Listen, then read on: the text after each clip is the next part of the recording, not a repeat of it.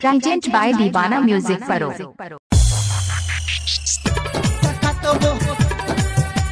अभी आप सुन रहे हैं दीवाना म्यूजिक परो की शानदार प्रस्तुति।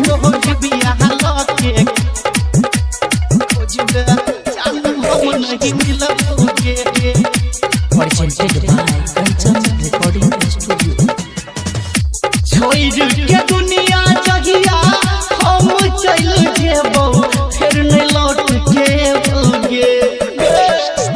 छोड़ के दुनिया जगिया हम चल जेबो फिर नहीं लौट के बोगे, फिर नहीं लौट के बोगे। तो बहुत बियाह के खोजबे जानू हम नहीं मिलबोगे। तो बहुत बियाह के खोजबे जानू हम नहीं मिलबोगे। छोड़ के दुनिया जगिया हम चल जेबो फिर नहीं लौट के बोगे, फिर नहीं लौट के बोगे। तो बहुत बियाह के खोजबे जानू हम नहीं मिलबोगे।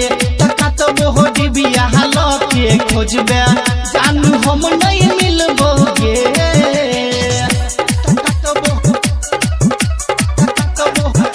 प्रेजेंट बाय दीवाना म्यूजिक परो।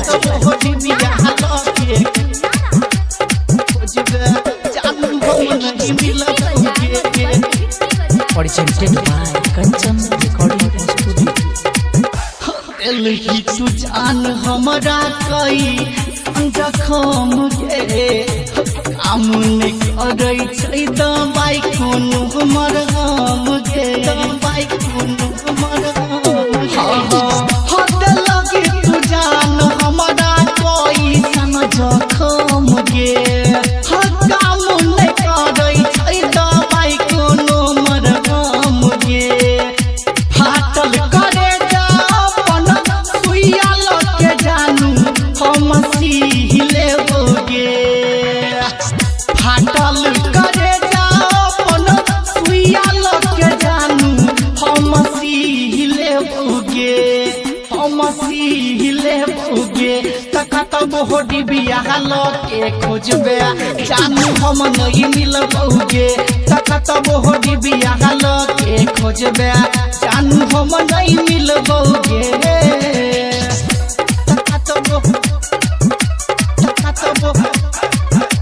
अभी आप सुन रहे हैं सुहराय से दीवाना म्यूजिक परो की शानदार प्रस्तुति।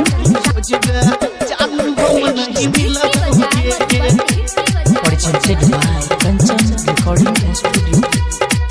हमारा तुझी नदी कर देला नाच गे हम तो लगे ने रहियो तोरे परात गे, तोरे परात हमार तुझी नदी कर देला नाच गे हम तो लगे ने रहियो तोरे परात गे।